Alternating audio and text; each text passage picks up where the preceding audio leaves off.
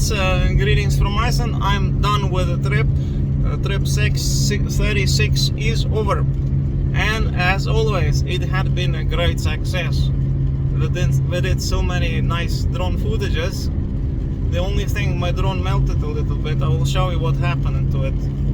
Nothing significant, nothing serious. It keeps flying, functions very well, no problems.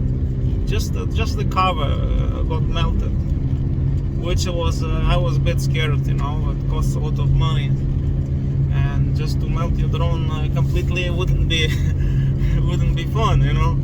But thanks God, everything is fine. So here is the road that I'm driving. It's South Coastal Highway. You see, it's this is the current weather today, August 19th in Iceland. I like this chilly weather, you know, because heat is stressful. You sweat a lot, you have to drink a lot of water, and you can't function properly. Well, you need heat in between, but in these conditions I function better.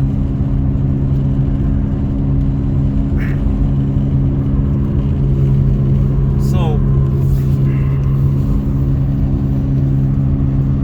COVID in Iceland is on the rise, as higher numbers, as it doesn't fall very much, you know, still stays high. About 100 people sick per day, and tourists keep coming to Iceland less now than in July. Now is a bit less because in July there was a period when tourists couldn't even get a car to rent, and there was so much demand for car rental that was very hard to get the car even. But not anymore, now it's okay. Also, hotel prices went down. As I work in the hotel, I see prices went down already, and they will go even more down in September. Cheap to come to Iceland in winter time, then you can stay cheap in winter season, lowest prices. I know many of you would like to move to Iceland, and people ask questions about that. If you move to Iceland, there's only one place to live, Reykjavik. I don't recommend living anywhere else, unless for a short period of time. Because living in a village in Iceland is very much out of civilization. You will have a hard time if you live with a family there. It complicates life, makes it big trouble. I mean, I lived in a village in Iceland for more than 5 years. Just 50 kilometers away from Reykjavik, and that wasn't easy. Because now I'm moving to Reykjavik from 1st of September. Back to civilization. You know, it's nice, it's relaxing, but not for a long time. But on the other hand, if you live in Reykjavik, housing is super expensive in Iceland. It's very hard to rent a flat. Accommodation is very expensive. You have to be prepared to pay at least 200,000 krona for a small flat, which is about 1,500 euros at least for a small flat. Best, of course, is to buy flat. That's the best solution. But now its prices for a small flat in Reykjavik are about 35 million krona. Which is about 300,000 euros you have to pay, which is crazy amount of money for young people who work. And 250, 300,000 euros, very expensive accommodation now in Iceland to buy. And now banks don't give 100% loans like before. Now you have to pay 10 or 15% of the initial amount to get the loan. But you can get nice loans now in Iceland, unlike in the past when loans were bound to inflation and you could never pay them off because they had been always growing. Now you can get like European loans, 3.5% or 3.4. My current loan is 3.4%, and it's not bound to inflation or anything. It's just like in Europe and many countries. So easy to pay it down. Will go down.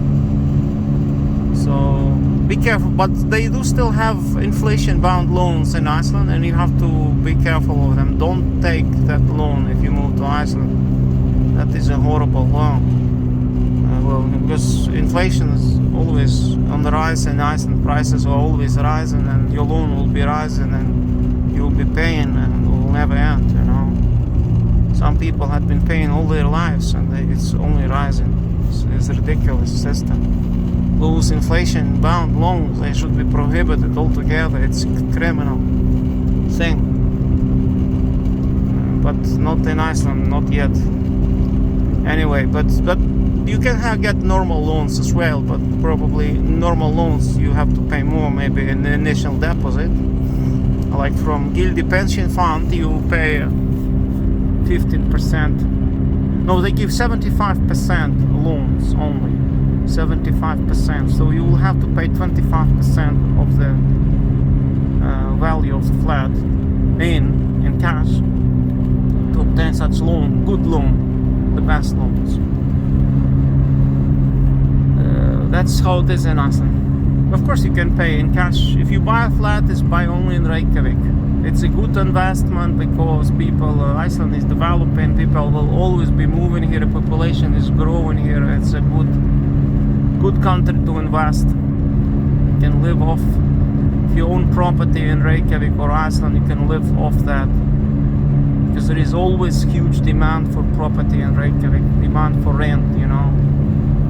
It's huge lack of housing in Iceland, in the Reykjavik area. Not enough construction going on, but more and more people are moving to Iceland, especially from Poland and Eastern Europe, and they all need a place to live. So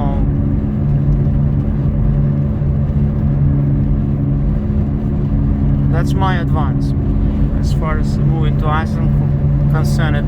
Move only to Reykjavik, live only in Reykjavik, because all jobs are there, everything, all services. No other cities in Iceland. There is nothing to do outside of Reykjavik. Forget about that. So,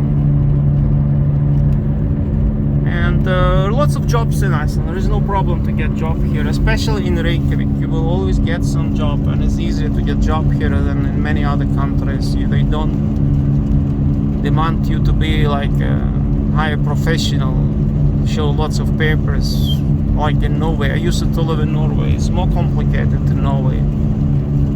Here, teachers of history are working in the government as ministers. They govern Iceland, or sports teachers are also in the government. Is a bit Wild West here, Wild West in Iceland, also in economic and financial field, but unregulated. This is a good thing in a way. Is a good thing. So now I keep driving to work. I wish you all the best.